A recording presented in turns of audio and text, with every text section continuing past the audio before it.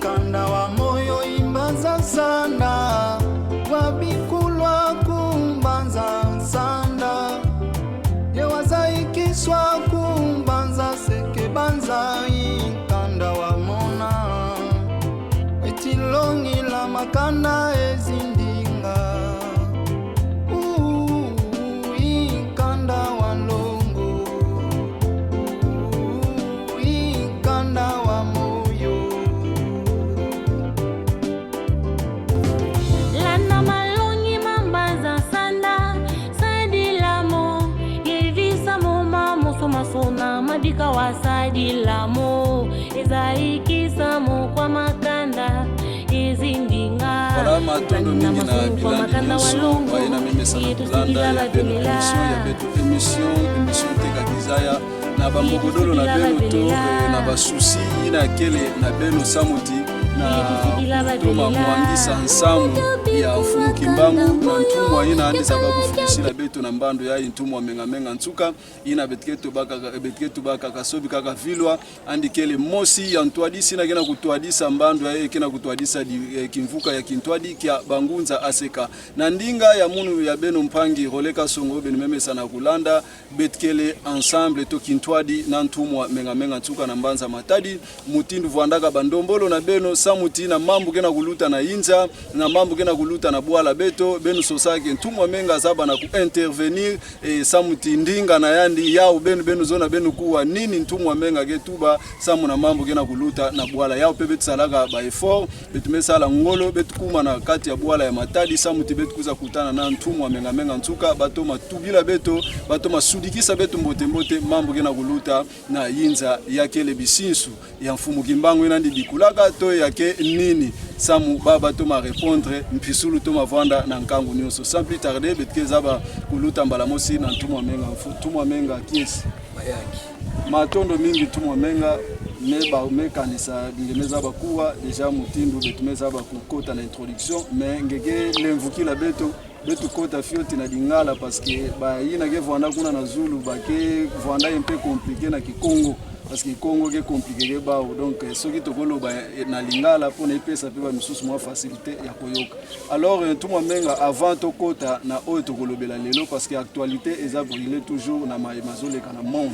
mais population na yo ba auditeur na yo ba oba mesana kolanda bino partout na Mwanda na Congo nyonso et puis Afrique mobimba na ngonga o nino koiko yebisa bango matondo mingi na sepeli mingi basi za kipe ambition na to lo belengala po bato waza na facilité ya koyoka pe baza pe na facilité ya poser ba question mitune ko ya oyo to koloba mitune ko ya kama sebi mokili za na concurrence ya passé na esprit na lobi na auditeur na eza ta nangonga oyo tata nzamba bongisa po na biso à travers la prophète Mbangu nde ezoyebana kete okendeke malem okay matondo mingi ntumwa menga ntuka pona tokende nanu musika te pour le moment moi ba question eyaki ebele ya liboso ekozala nanu bato balobi tous ces derniers temps ntumwa menga pona makambo etali Congo central ntumwa menga zoloba susu te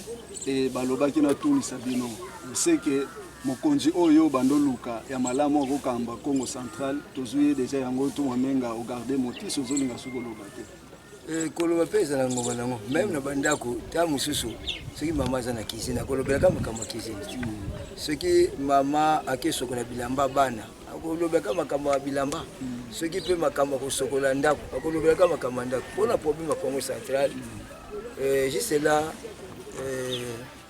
ba gouvernant ndenge papa alobaki bazo comprendre vision na bangote tolobaka pona sentiment mais tolobaka pona souci ya bato c'est-à-dire ceux qui omoni papa menga lobi bato azwi lengo na cadre ya sentiment non na posa mbongo te naza pe na posa na yebana te mais naza na posa likambo ba pesa kinga bato bazulango bénéfice c'est-à-dire maintenant tango bazoloba que non province ya Congo central o muto aponaki non d'abord yé moko asa na difficulté première difficulté à gouverner ça ni hein trou etikala makasi wana oyo ba gouverneur nyonso wana balekaki basalaki eza grand trou akoka kokisipa yango te ya mibale eza système c'est-à-dire système wana oyo ekote na Congo central mbongo nyonso ya Congo central ekeneke na gouvernement national sans qu'on respecte ba droit oyo bakolo mabele to ba premier occupant peuple Congo eza na ngoka na Congo central te na ba province nyonso ba justice wana ezali doso bayeka ka faiblesse ezali bazwi mbongo na bango makei.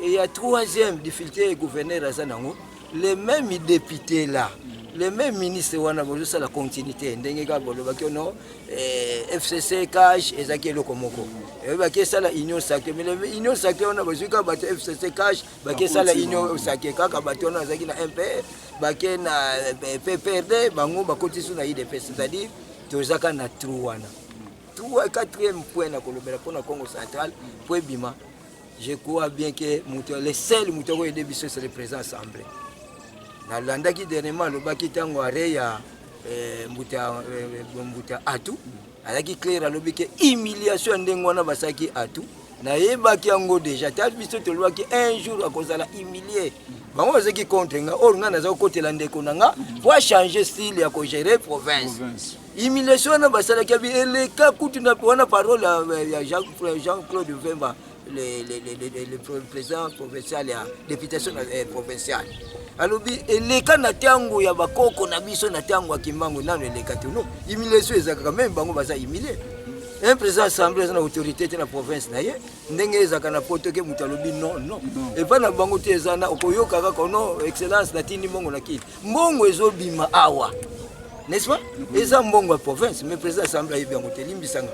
Et puis il faut pas sa force na président na gouverneur c'est la députation provinciale na assemblée provinciale mais le ko la autorité na bango na bazwa bango yango na ba service secret la net ba nani ba fac tout ce monde là présidence de la république ba conseiller si vous bango komaka le ko la éthique mais na ozo senga na papa Jacob Mvemba a zongi sabatu na ye na conscience c'est-à-dire a aidé humiliation wana basaki na muta atu et ya susuté mbala sima pa na bango et puis tous les gouverneurs wana na kopesa conseil nani waza na kati oyo asaki lit pour province lelo papa atu atika province akende na les libertés nyos au tata nzambe ndenga lingela ki passer zaki conviction na yete mais zaki conviction prophète que non akende nani pour ceux qui zaki yete mais le peut-être azaka tilelo même pour moi lobaki bon ils a pouvoir nanga pe longwa nani.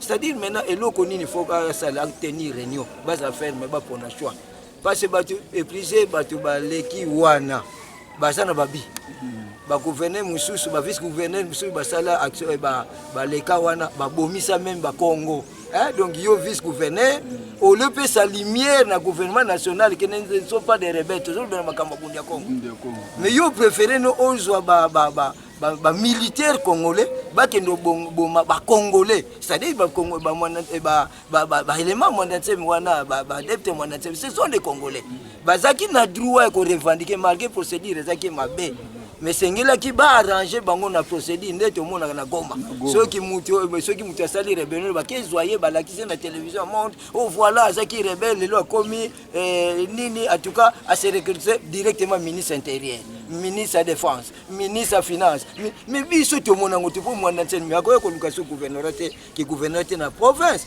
qualité na il faut ba nommer ministre na niveau national ça c'est un coup mais azwa be respect ils ont travaillé na Vemba titala Vemba cha métier na respect na ye aboyine ko créer ba des autres va ebike tout eza connaissance na ba âge na bangote ya ko yela susu nini pour nini parce que tous ces criminalités les cas na Congo central ye na Denis Kalume ba ke no boma banda na Mwanda Nsumbi na ba villageois na kati ya mboka na bango balia bango na ngulu na kati ya Nsumbi kuna na mwe ba longwe Nsumbi ba kitika ipimbi ba yeseke banza ba ye na sanda wa ba kekinza mvwete boma Mwanda ba bomi meti lelo lokola mutu atindaka bango azaka kanvi ils sont libres balobela kangote mais lelo akoya no alingaka ko salisa ba Congo ake quelque part ke fukama mais mutu wana azaki conseiller ya gouverneur atu alobango clairement que non ngai ava bolongo lange foboke na nkamba et lelo atu alongwe nkamba azaki wapi Pour remplacer qui? T'as la faiblesse la carte ya Congo central. Oh, biso va représenter les gars. Biso vous topé ça conseil à malamouna ba gouverneur au bazo la biso parce que biso tout ça pour chaque peuple. Bango baza ba gouverneur biso tout ça ba conseiller ya peuple. Marqué le gouverneur nga yibi nga yete. Na mona yete. Abenga penga tenga pe na ko benga yete. Mais azo faciliter kaka tâche gouvernement national va continuer ko yiba mbongo na ça faute na yete parce que force na yeza peuple yibi na yete. Et puis vane bomuniango et baye côté mouvement ya mbongo wana IGF wana c'est IGF ba installer dans la province combien sauf na Congo central comment yo za na kini kuna we ko fana mena tunanga nanu IGF ngo mbongo ya na Congo central atiango no banki nini eza combien bo retour na biso mbongo na biso Congo central batiki combien so telengo bazola bazomele ce sont des bazaba tout moko donc bazaba ba impérialiste ba colonisateur batu moko inconscient parce que même IGF ezaka ka mouvement moko ya trahison pour le président de la République ezoko se refléter de passer baye à na Congo central gouverneur azana signature IGF azana signature et c'est le cas qui na députation et c'est convention ngo ezandengwana bon maintenant travaux ya gouverneur eza ni malomba zo mango ki gouverneur c'est ce qui ezaki ngai na ko le bakino loko le commune ndengwana bino ba IGF bo gérer bino province boko mona batu et ko koma makasi mais un jour bako zala juger na peuple oyo bazo sala malédiction nous na réponse ya suka na lobby le gouverneur azana sérieux problème oyo kokokate na ebike ba conseil malamba za kuna onga na yebi lokolo wa mbozolo mitu esalaka mais lelo bakomi faible parce que bakutani loko bako baza ko prétendre te bakutani loko baza ko prétendre te c'est-à-dire une échec ezoya pona nini peuple yebi droit na yete donc pona ko yebi ce que courage na ko pesa na jeune congolais tous à la unité ba droit na biso république momeso to yebi droit na biso bakobana ko manipuler biso soutien na batwa matondo mingi tumwa menga alors na nyonso wana gouverneur azozo attend ya koyoka bino parce que bino boza molobeli boza le conseil spirituel conseil nini bokoko pesa lié to bango nyonso groupe na ye po ba s'en sortir na eloko wana ba se déchaîner na eloko wana ekanga bango et to ekanga province na biso na ndenga za violente lokola baninga balekaki na ko conseiller à démissionner na tikanam à se préparer loko mususu ekozala baza na plus de députés au bakolo bakanon parce que force futu moi démission yo le banda na temps ato banda ki démission de mais yango elukeli yo ba makambo ba bras de fer muzo continuer ka ko ba continuer ko démissionner mais ngaso na soko ka soutenir na makambo fumukima na usala ndengeni na ko démissionner na ko tika ke misonga na yela ke ngana ipsa ka bino so na soko ka usitati na po nini so na kujwero po sitezana ato tunga ta toilette te na sumbi na mbongo nde baso zo ka ina IGF na bato za ko zo mbongo na atu bangwana suba yeli système changer ali siko mutu akoma na problème na babi ezaye nona système où bazaki na conseil c'était seulement à tout et nani match tango monique non na âge nanga no no tika province na des autres il a abandonné à tika c'est-à-dire biso ndete mona ka eza grave na ko démissionner mais devant conscience eza no gravité parce que ya ngote fait ya mokili nini soko bina bino ko continuer misoyo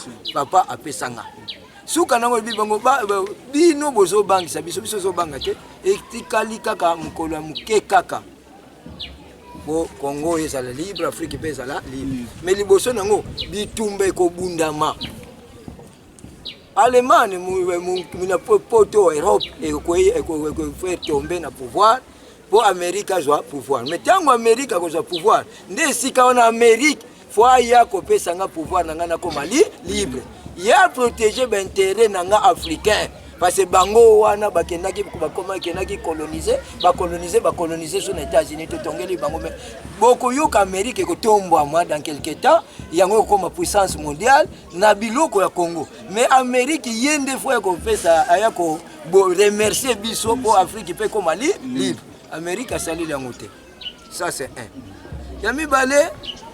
En fait, il m'a en 1921, azaki clair, botanga kuna ninga lobaki una message wana ezaki nango kaka lokola confirmation parole na 1921 na banzasande tanga na paramètre 1 page 1 na page 2. Dolanda na mukuse nango. Mes frères, l'esprit est venu me révéler que le temps de me livrer aux autorités est arrivé. Tenez bien ceci. avec mon arrestation commencera une période terrible d'indicible persécution pour moi-même et pour un très grand nombre de personnes.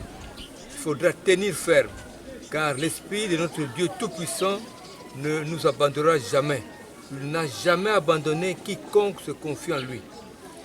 Les autorités gouvernementales vont imposer à ma personne physique un très long silence, mais elles ne parviendront jamais à détruire l'œuvre que j'ai accomplie, car elle vient de notre Père, de notre Dieu le Père.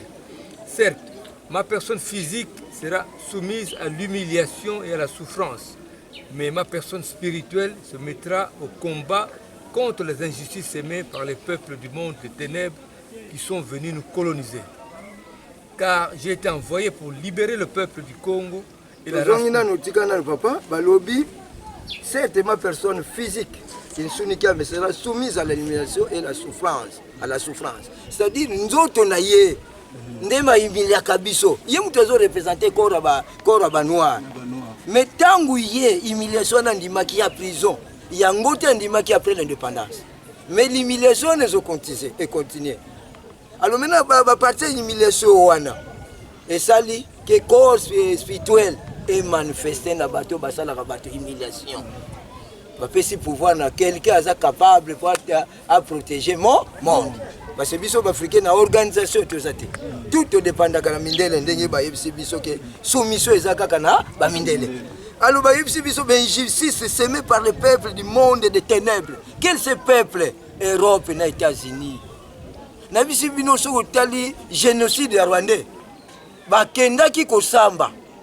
Suka nango ba pesi charge tantôt na Kagame, tantôt na Kingana. Mais Batouana, Basala, Basala, génocide, ce sont les Français. Président France, quoi est-ce qu'il y a une période de Wana? Il y a créé Loko Wana. Humiliation au Congo, on a le président Bisso, il y a le président de la République, il y a 22 000 hommes, il y a des Onisiens. Mais soit-disant un groupe de gens, 15 personnes, ils ont continué à saper, à récupérer la province, la zone minérale. Tout ça est un comportement occidental. Combien de morts Salemi Banda Mobutu, Banda avant colonisation, na Goma, na Congo? Combien de morts na Mali? Combien de morts na Brazzaville? Mais tous ces présidents-là, à Kosamba, comme à niveau Moko Boubamonique, non, président associé na président France, de la Belgique, suspension ya jugement. C'est système-là, Yangwana maintenant, Russie, Chine, Corée du Nord, Arabie Saoudite. Makambo bango basali. Mais président ya Syrie zaki anani ya disa zaki clair. Alors bipona ba africain, ba soki no boma ba président ba bango. Mais biso ba africain to payé. Combien de morts les ba ici ba boma biso? Ils sont des Belges, les Américains, les Français, les Anglais. Bango ba boma kawa mais ata mutu moko ba kanga ezate. Na bisa yo lino oyo Patrice Emery Lumumba qui s'est retrouvé na Belgique. Ce qui est qui lino Rwanda bango s'est retrouvé na président Félix. Il n'y a ndengeni ces pays. N'est-ce pas? Oui oui. Ce qui lino wana ya président France s'est retrouvé qui pas na biso awa. Il n'y a nini ces pays. Mais wana tout dans le calme. D'ailleurs tous ba collaborateurs. Oh ya zo longola lino mutu. Alors que lino zo mona menzoto moye mona na ezaki. Nani fois samba na place nzoto c'est le royaume Belgique.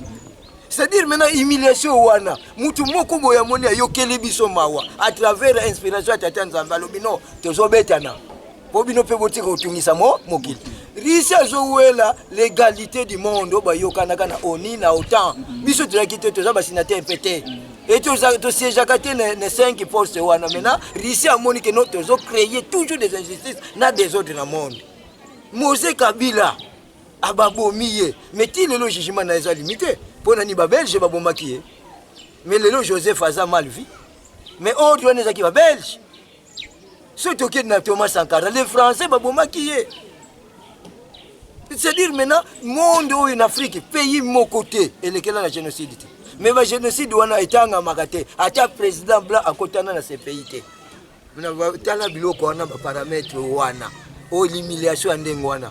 Boyo za na mundu kite mutaza na mundu ki alobi de petit bazo bete opamba ngani na côté la yo ko remercier to ko aire ko remercier mino soki balobi kono nani président ici Poutine maza criminel e bongo yo ba nombre de morts zo kufa na Congo na Afrique na Brazzaville na Centrafrique et c'est Poutine abomi bango C'est-à-dire maintenant biso total le monde ndenge zo tambola par rapport à grandeur la spiritualité mutu muso a inspiré makoyela na cadre mabe za dans le cadre ya libération do humiliation wana et tokokena point D wana tokokena kuna asili sana kotanga tokena nani peut-être mwandambo explication yo kikino humiliation wana yango biso tozobunda nango ngana za humilier na gouvernement provincial donc tokolo ba pesa inspiration fumu Kimbangu oyo Poutine mais papa monde ko za libérer mutu moko c'est le sauver Kimbangu ye mutu akordonné par Célestin mutu asala munduki te oyo abundela na munduki te za prophète Kimbangu parmi les grands prophètes Mahomet asala munduki Bouddha asala munduki Moïse kutu ebi kutu abetaka ba oyo kutu abokola kaye lelo balobela biso 12 tribus 12 tribus foi et utaka na mama moko tata moko o bakufela na Egypte bango ko benga 12 tribus biso te utana mais si maintenant on tikala kuna les 12 tribus bana Jacob batikala kuna nani azonga na Israël kuna akino sala tribu OK toké car j'ai été en Congo voilà et la race noire du monde l'homme noir deviendra blanc et l'homme blanc deviendra noir car les fondements spirituels et moraux tels que nous les connaissons aujourd'hui seront profondément ébranlés. Les guerres persisteront à travers le monde. Le Congo sera libre et l'Afrique aussi. Voilà, les fondements spirituels et moraux tels que nous les connaissons aujourd'hui. Alors maintenant, l'homme noir deviendra blanc, c'est-à-dire comment bisomoko stotégé, le kolobate ko changer poso. Ko changer mboka comme mindele non. Na kati mboka na biso, biloko bakutaki moderniser. Bango monengo za archaïque. Siko biso to ko moderniser mboka na biso. Bango ndemba yaki na modernisation biso ko koma plus modernisé par rapport na bango. Donc to ko se revertir corps mususu penser mususu pona ko bongisa mboka na biso. Mais d'abord balobi liberté d'abord parce que papa ayela ki pona ko libérer ba noir ya mokili mobimba aza clair et puis balobi que guerre ko persister na monde mais yango nati donc guerre ngo soko persister pona nini l'injustice ba africain po ba koma libre mukolo américain européen ko yeba keno noir na droit ko za liberté na ye ya ko tonga mboka na ya ko se diriger ye moko c'est-à-dire Afrique comme libre or maintenant to komi na ta moko boye. Donc obligatoire l'Amérique il faut céder en Europe. À cause de la grande puissance on a biso yango passé par rapport à temps au temps moko pe même biso bana mibali ke bobala ni na âge à 20 ans. Mais soko koki obito ko bota kaka après. Koki si 80 ans bobota susu. Non, ndenge za na ba américain ba pesa bango ordre. Bango bazui puissance mondiale na Iranum na kota na biso ma militaire africain. Bango faut ba récompenser Afrique mais ba continue na bango na exploitation illégale na tiweri ya ba africain. Si on nzamba sepeli yango tete yango molimo ye eloko ali liboso ayelaki liberté et liberté wana mutu nyonso dominaka Afrique a kozala en dehors bouté en dehors c'est-à-dire maintenant parmi autres Europe na États-Unis basala union na bango ya ba malfaiteur pona koya kosala ka criminalité na Afrique maintenant mutu tata sali wana kutu babimisi wana c'est encore rien wana za test bazo sala mais bato bazo bakobunda guerre na sima ya nani ya Russie bazana très fort plus fort babombami basali lokole loko ezate yo kende esika yo to komona résistance au côté wana donc Europe il faut négocier kaka mais avant tout négocier à libérer Afrique États-Unis faut négocier soit négocier il y aura rien catastrophe ba soirée ko bunga wana même mboka mususu to koyebela ngo susu te ko sala perdu à part malheur mususu ezolanda bango mai ezo bongama climat chaud ko bongama température ko matama kasi toujours pas na bango et corona pe ako continuer ko s'enforcer parce que eza malheur sur malheur o bango ba ko prôner awa yango ezozonga la bango mais baza na grâce so ba ko senga réconciliation en Afrique et ba président africain ba marionnette ta réconciliation ba ko senga tant que biso la ba tozana inconscient to ko considérer ngonde mais conscience ne zadi na ba mindele Mundele la France a imposé ba pays na ye. Mundele la Belgique a imposé. Bango te mo komi réconcilier ko petit ndenge na mémoire no yango te to sala boy. Yo ndima ki bikeko ba ko prôner raison. Yo zaki na vision na révélation non. Mais ye bana ke bikeko wana ekozong. Mukolo biso saki monument to sekaka ba sekaka biso. Mais na lobaka biso te sambe nzamba bikeko. Et répondre ka biso pour ça ba site la biso. Bikeko wana pe kendaki ekozong. Jour à inauguration. Ozozong ça so idolâtrie zong. Non idolâtrie ça mambe pour na mindele biso zango bien. Tango ne kena idole eza problème ni. Idole wana ezo satisfaire nga. Eza to ezo ko détruire nga eza problème ni. Barisi so ba mati wana po ni mbeba sambeli ba centre bango. So oza faible en esprit. Ba ko dominer yo, même en matière de guerre, même en politique. Pourquoi ba président biso bazaka na moi dire te na ba occidentaux parce que baza faible en esprit. Talisman tout bazwa ka ona mindele ko loba nini devant mundele. Mais so bazaki na propre spiritualité bango ba ko loba non pour na non. Tokei papa. Mais les décennies qui suivront la libération de l'Afrique seront terribles et atroces. Voilà, liberté Afrique, on a pu y atrocité et comment. Il y a un autre qui a battu l'Ukraine, il y a 10 personnes. Bon, on l'Afrique, combien de milliers de coups. Nani yo kila wisoma. Et combien de sambi la kasi no sala ka veiller de prière. Una goma batozo kufana saka veiller de prière. Na Mali bato kufi na Brazzaville bato kusambe. Nani saki veiller de prière. Nani saki na mawo. Autant saki wapi. Mon frère Théoza, balobi décennie que la liberté afrique, c'est liberté venait comme par force. Même les Africains, quelques présidents africains, bako tomokapé, bako sala pour la Russie et puis bako gagner procès. Bako gagner. OK. Car tous les premiers gouvernants de l'Afrique libre travailleront au bénéfice des Blancs.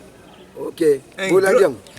Un grand désordre spirituel et matériel s'installera. Yangono yeki ba révélateur ba bimi biongai na lobaki bonga biso nyonso. Tokende nano na mbanza sana. Kuna makamna biso eza porte clé. Lelo biso ba révélation biso ba hotel ngo ba koya na sima. Mais biso total la révélation ele kaki kuna. Mais toi aligné ba tu na meilleure révélation to profiter ngo te pote no zulango mbongo. Mais to profiter to ko sa conscience na peuple. Ba lobi na ngo clairement que des ordres spirituels. Mutu nyonso comme représenter légal. 50 000 églises agréées, chefs spirituels. Mais le Congo est toujours catastrophe. Des ordres spirituels. Il y a un on est causé par des ordres, non malédiction. Balobi va gouverner, premier gouverneur, au contact iranium. Ils ont les cabots. Mais tu as des taxes, tu as des tomates, des tomates. Mais les green, nous avons besoin de zate. Père, tu as beaucoup d'argent. Et ce n'est le régime des eaux. Mais le peuple n'y a pas makaka parce que tu as la kamundele. Le président Biso Baza nommé la Bamindele. Parce que Moukolo Bakosala élit le peuple, Bakosala le peuple. Mais le Kolo Baza nommé la Bamindele, Bakosala Kamindele. Voilà, Matondo Mingi, j'espère que Boyebi na koyoka oyo ntumwa menga lobi. Donc pour conclure na sujet wana guerre ya Russie na Ukraine pour na bino ntumwa menga ndenge pe bangunja mususu to ba nzila Kongo mususu balobi ke eza prophétie ya Fumukimbangu bino pe bo confirmer ngo ke eza prophétie donc bilaka Fumukimbangu ezo kopisa. Mais tu termines si avec l'ina en 1921. Et ce que autant yango nyoso wana botala ke tous les événements ezaka liés na prophétie en 1921. Yango pe bimisi grand livre ba bengi Manzasa. Na deuxième paramètre ya Russie. Russie babomaki bango IRSS. Mais tangu yo mwana obetiye akenaka pe ko kanisa. O grand frère wa betinga na sale loko moko te pasa na za mwana muke pona nini. Yepe se umona batusu bana muso ake pratiquer sport. Faut ka kaza na intention jour ko meka. Oye ko côté sportif. O beti souté. Malgré ça ka leki. Mo beti souté problème à Russie, c'est un problème coutumier. C'est un premier conflit. Ba américain baza kaka pembeni ya mutu abimate babimaka grande force maintenant ici a taleli bango koti azui bango mayele amoni que non il faut bazong sa histoire na bango kala recours dans l'authenticité na bango moni discours na nenga lobi azaki clair l'Ukraine est même ancêtre na les 300 combien ethnies eza ya bango. N'est-ce pas? Mais Mundele maintenant, ça n'a étinité wana parmi les 300 ethnies oyo Putin matangi. Mais alingi nini? Abo takuna akotsa basante nucléaire kuna po baboma barisi. Bon nani akoko sepela lelo ke no Amerika ke ne détruire Russie. Do bango ba Russie baza batute. Mais ça défense bango basali ba moni ke no eloko ndenge zoyela biso et ça danger biso to se défendre basali o ba bango basali ino na bango et puis si bango résultat ya malamu. C'est tout comme biso loko na to se défendre ka tete ko soutenir ba américain et ba européen. Na ben justice so ça faut to se défendre devant ba président oyo ba dictateur, ba criminel, ba voleur. Faut te défendre contre les occidentaux. C'est-à-dire ceux qui bango baye a tout ça l'échange moral, tout ça la bomo comme non domination. Donc ici le troisième paramètre ayokeli ba africain mawa. Moyoka ki atanga ki Kadhafi. Combien de morts kuna na Libye ba kufi kuna? Depuis Kadhafi azaki dictateur, reste nombre de morts wana zo comme sango. Depuis Mobutu akufa, combien de morts te sali? Alors c'est-à-dire maintenant, Moutouana Yokeli Afrique, pour moi en Afrique, Munduki Mokote ko sala face contre France. Tu ka France a ganga kit. Que oyo nyoso ko na ghetto ke na kei. Kasi bazo zele kuna. Mais ce qui est na Afrique na Congo, na 34 000 hommes yaki na bachar de combat. Bazo ka 22 000 hommes ba onise bazana ba kende kuna ba kende bunana na Poutine. Mais Poutine akosilisa bango maile po tata nzamba alingaka pe mutu mabe baboma babe bisake pe kaka na mutu mabe. Hein? Ozola nango do mwasha munoko basisa pe ka munoko na mwasha munoko. Ndenge sana biso tozozela bango soi-disant badijaka monde bakende kuna batika Afrique po bitumbe za en Afrique te za kuna bato basali minduki za contre po bango balukaka eza kuna. C'est-à-dire maintenant eloko faut pe ça espoir réconciliation mais nombre de morts wana tangu guerre ezali koloba tiki barisi bazokufa te mais na détermination na bango biso ba Congo zokufa mais gain de cause ezomona kate ba soda bakena na guerre kuna guerre on mutu zo comprendre ngote mais bango maintenant barisi ba yebi conscience na ba comportement ba européen na ba oni wana yebi bango non bato malamu to kufa mais l'essentiel to za la force et lelo biso te kozala contre bato lobo tata nzambe akopesa boyete oh akopesa longue vie. Po babomi Saddam Hussein bato bakufaki kuna tolela kite babomi Kadhafi bato bakufaki kuna tolela kite bayeko boma awa na Tchad président Idriss Déby tolela kite même ndé kona biso wana o baza ko boko la bana bango le président même abiso azreketaka que président Idriss Déby akoboma ete pas azaki na idéologie mais fallait aloba mais loko na fa lobela za na ngote. Alors que biloko bazo fabriquer eloko yango ezaka na Congo. Mi président Bissofa qui ne sera partenaire na Chine. To lobela kango na yebisa bino mbala ke asala partenaire na Chine, akende na Russie, akende na Corée du Nord atika bato wana ba colonisateur. To kende to zala même pied na bato bazaki coloniser. Ba koko ede biso mukemki. Voilà, tout le monde a tant bozolo bandengo wana mais bozobo sanaki na kati ya Ukraine pe ba Congolais belé ba Africains belé bazo kufa. Et les lopeso to lobi que 3e guerre mondiale. Et biso neti na Congo to kosuka ndengeni. To kufa na biso nyonso na banza.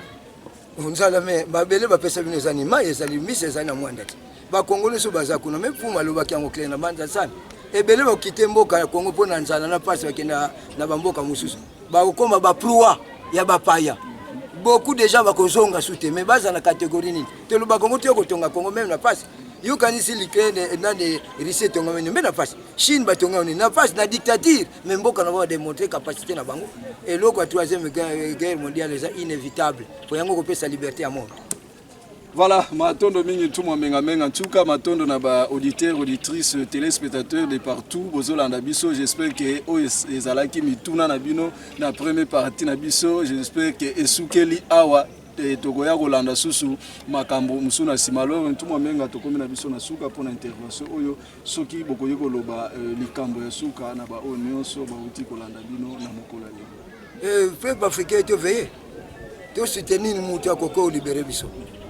Donc prophète qui manque naba oyo basali groupe de gens pour ko abolir la domination occidentale bango na faut soutenir to ko samate avec les occidentaux ba comme ça bamboka na biso ba province bango ba village na bango il y aura rien ba to za biso respecter et puis vané boyoka na Centrafrique des autres ezaki makasi na Mali mais bazui ma pe passer ici ke na kikuna na ba président biso bazo mona keno o ba koma ba papa na bango na ba cultisme bo continuer kaka bino pe malheur ngo peuple wana biso za biso minduki te mais molimo e ko tombola peuple ko tomboka na bato zo continuer ko sala des injustices wana ndete lobi pays est riche mais peuple zo se retrouver na pauvreté très avancée il faut pas qu'ils ne se retrouver na l'Ukraine un petit pays congolais ake na réseau de tidita ke lukambongo et c'est pesa bino mawate bino ba président ba gouverneur ba député sikoyo même avion que nous la batrabino ezate de quelle sorte de pays grand pays le kola oyo matière avion basala ka utaka awa mais avion que nous soit avion ambassadeur incapable azwa batunaye c'est batio zo le bono injustice ndengeni et ce botinda ki avion batona boy ko pesa bango. Voilà la situation na nini des organisations internes kati ya pays eza organisé na Sénat na Assemblée na CENI partout dans le gouvernement. Alors maintenant, il faut le peuple, tout veiller passer total le temps, n'attend pas cette attente, ça m'a fait une chance, il y a encore un livre à travers un message. Voilà, matondo mingi, j'espère que to suki awa pour na émission na biso, première partie na biso ya mokolo lelo ndenge ba français ba loba que un homme averti en vaut deux. Donc boyoki déjà oyo beto na kiyombe betike to bamvita ndubu ifula nga batu ba womboko. Donc bo comprendre oyo tout moi menga lobi a éveiller nde peuple africain poto yeba kozonga na ben ya culture na biso. Tout est bien qui finit bien, botika la malamu. Bye.